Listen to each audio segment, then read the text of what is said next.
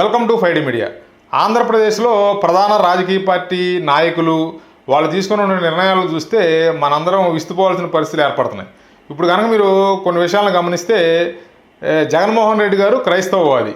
అడుగుతా ఉన్నా నా మతం ఏమిటని. అవును, 4 గోడల మధ్య నేను బైబిల్ చదువుతాను, తప్పేముంది. ఇప్పుడు పవన్ కళ్యాణ్ గారు సనాతనవాదిని అని చెప్పి ఆయన ప్రకటించడం జరిగింది. I will make my stand clear to you today.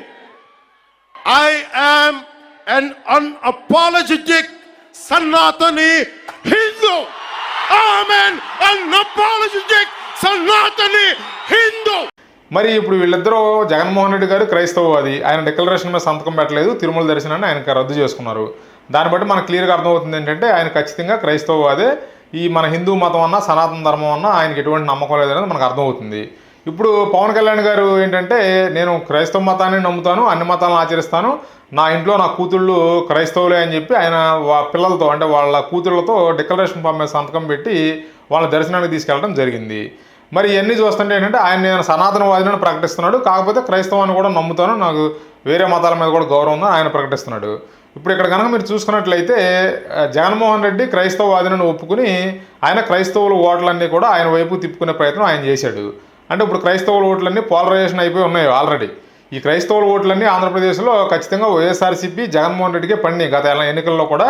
ఇప్పుడు కూడా ఏంటంటే ఈ క్రైస్తవ మతాన్ని ఫాలో అయ్యే వాళ్ళందరూ కూడా ఓన్లీ మతం ఆధారంగా జగన్మోహన్ రెడ్డి గారిని గుడ్డిగా ఫాలో అవుతున్నారు. దీంట్లో ఎటువంటి డౌట్ అవసరంలా. ఇప్పుడు ఏంటంటే పవన్ కళ్యాణ్ గారు సనాతనవాది అని చెప్పి ఆయన ఒక నినాదాన్ని ఎత్తుకున్నారు. ఇప్పుడు ఈ హిందువుల ఓట్లన్నీ కూడా పోలరైజ్ చేసి ఈ ఓట్ల మొత్తాన్ని ఆయన వైపు తిప్పుకునే ప్రయత్నం ఆయన చేస్తున్నారు. సరే, ఇప్పుడు ప్రధాన పార్టీలు అయినటువంటి జనసేన, వైఎస్ఆర్సీపీ పార్టీలు రెండు ఈ నిర్ణయాలు తీసుకున్నాయి. మరి ఇప్పుడు చంద్రబాబు నాయుడు గారు ఏ వాది, ఇప్పుడు ఆయన ఏ వాదాన్ని ఎత్తుకోవాలి, తెలుగుదేశం పార్టీ సంబంధించి ఏ వాదాన్ని ఎత్తుకుని ముందుకెళ్ళాలి అనేది కొంత తెలుగుదేశం పార్టీ శ్రేణుల్లోనూ తెలుగుదేశం పార్టీ నాయకుల్లో కూడా కొంత డైలమా ఏర్పడిందనే చెప్పాలి. ఎందుకంటే ఇప్పుడు వీళ్ళిద్దరూ ప్రధానంగా 2 మతాలనే ప్రాతిపదికగా తీసుకుని రాజకీయాలు మొదలు పెట్టడం జరిగింది. ఇప్పుడున్న పరిస్థితులు చూస్తుంటే చంద్రబాబు నాయుడు గారు కూడా ఏదో ఒక వాదాన్ని ఖచ్చితంగా ఎత్తుకొని తీరాల్సిందే. ఇప్పుడు జగన్మోహన్ రెడ్డి గారు ఒక పక్క వెళ్ళారు, పవన్ కళ్యాణ్ గారు ఒక పక్క వచ్చారు. ఇప్పుడు ఈయన మధ్యలో ఉండి నేను సెక్యులర్ వాదిని అంటే కుదరదు. ఉదాహరణకు ఓటర్లు కూడా ఏంటంటే వాళ్ళు ఫాలో అయ్యే మతాన్ని ప్రధాన రాజకీయ పార్టీలో నాయకులు ఎవరు ఫాలో అవుతున్నారో చూసుకుని వాళ్ళ వైపుకు వాళ్ళు షిఫ్ట్ అయిపోతున్నారు ఆటోమేటిక్గా. కాబట్టి ఏంటంటే ఇప్పుడు హిందువుల ఓట్లన్నీ కనుక పవన్ కళ్యాణ్ వైపు వెళ్ళిపోతే ఈ క్రైస్తవుల ఓట్లన్నీ ఆల్రెడీ జగన్మోహన్ రెడ్డి గారి పక్కనే ఉన్నాయి. కాబట్టి మరి ఈ సమాజంలో హిందువులు, ముస్లింలు, క్రిస్టియన్స్ ఉంటారు. కాబట్టి ఇప్పుడు ముస్లిమ్స్ యొక్క ఓటు శాతం అనేది చాలా మైనర్గా ఉంటుంది. కాబట్టి వాళ్ళ వాదాన్ని ఎత్తుకుని రాజకీయం చేయడానికి అవకాశం లేదు.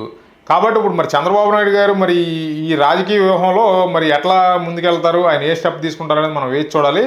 ఖచ్చితంగా ఏంటంటే ఇప్పుడు పవన్ కళ్యాణ్ గారు చేస్తున్నటువంటి రాజకీయాలు కానీ, ఇప్పుడు హిందూ మతాన్ని తలకెత్తుకుని ఆయన మాట్లాడుతున్న మాటలు కానీ ఇవన్నీ చూస్తే మనకి ఇది వైఎస్ఆర్సీపీ పార్టీని ఇబ్బంది పెట్టే కన్నా కూడా తెలుగుదేశం పార్టీకి ఇబ్బందికర పరిస్థితులు ఏర్పడే అవకాశాలు ఉన్నాయి రాబోయే రోజుల్లో. ఎందుకంటే ఇప్పుడు హిందువుల ఓట్లన్నీ కనుక మా పవన్ కళ్యాణ్ గారు ఎంతో కొంత ఆయన వైపు తిప్పుకోగలిగారంటే ఇప్పుడు క్రిస్టియన్ ఓట్లన్నీ కూడా జగన్మోహన్ రెడ్డి వైపు ఉన్నప్పుడు ఇప్పుడు తెలుగుదేశం పార్టీ వైపు ఎవరు ఉంటారు అనేది ఇప్పుడు ప్రశ్నార్థకం అనమాట.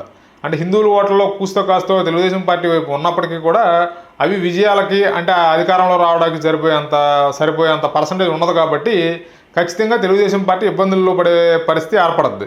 మరి పవన్ కళ్యాణ్ గారు చేస్తున్న రాజకీయం కొంత తెలుగుదేశం పార్టీకి ప్రస్తుతం ఇబ్బందికరమనే చెప్పాలి. ఇప్పుడు పవన్ కళ్యాణ్ గారి ప్రస్థానం చూసుకున్నా కూడా మొదట్లో ఆయన కమ్యూనిజం భావజాలం ప్రస్ఫుటంగా కనపడేది. ఆయన మాటల్లో కానీ ఆయన చేష్టల్లో కానీ కమ్యూనిస్ట్ భావజాలం స్ట్రాంగ్గా కనపడేది. తర్వాత చెగువేరాను ఫాలో అవ్వడం. ఇప్పుడు కూడా పవన్ కళ్యాణ్ అభిమానులు వాళ్ళ బళ్ళ మీద కానీ వాటి మీద కానీ పవన్ కళ్యాణ్ బొమ్మతో పాటు చెగువేర బొమ్మ కూడా వేసుకుంటారన్నమాట. అట్లాంటిది ఆయన ఆ కమ్యూనిజం భావజాలం నుంచి నెమ్మదిగా పూర్తిగా ఇప్పుడు సనాతనవాది, హిందూవాదిగా మారిపోవడం జరిగింది. మరి ఇది బీజేపీ ప్రభావమా లేకపోతే ఆయనలోనే స్వతహాగా మార్పు వచ్చి పూర్తిగా హిందుత్వవాదిగా మారాడా ఏంటి అనేది మనకు తెలియదు. కానీ ఖచ్చితంగా ఈయన తీసుకున్నటువంటి నిర్ణయాల వల్ల మాత్రం తెలుగుదేశం పార్టీ ఇబ్బందులు పడే పరిస్థితులే రాబోయే రోజుల్లో కనపడుతున్నాయి.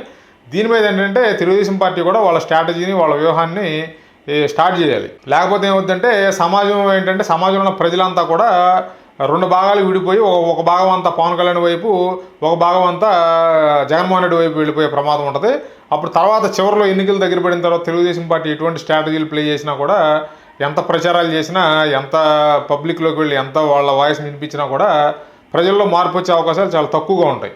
కాబట్టి ఏంటంటే ఇప్పుడు పవన్ కళ్యాణ్ గారు ఆయన స్ట్రాటజీని ఆయన ఫాలో అవుతున్నాడు. జగన్మోహన్ రెడ్డి ఆల్రెడీ గతం నుంచి ఆయన స్ట్రాటజీ ఈ క్రైస్తవ మతాన్ని ఆధారం చేసుకుని ఆయన రాజకీయాలు చేస్తూ వస్తున్నాడు. ఎందుకంటున్నానంటే ఖచ్చితంగా ఎన్నికలకు ముందు క్రైస్తవ మతానికి సంబంధించిన పాస్టర్లందరికీ మీటింగ్ పెడతారు.